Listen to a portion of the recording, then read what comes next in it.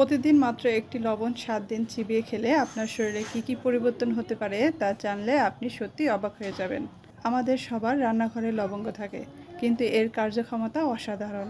লবঙ্গের মূল রহস্য লুকিয়ে আছে এর মধ্যে থাকা ইউজেনল নামক একটি প্রাকৃতিক উপাদানের উপরে। আমরা অনেকেই জানি লবঙ্গের দাঁতের ব্যথার জন্য বেশ উপকারী এবং প্রাকৃতিক পেইনকিলার হিসেবে কাজ করে। তবে এর উপকারিতা শুধু দাঁতে সীমাবদ্ধ নয়।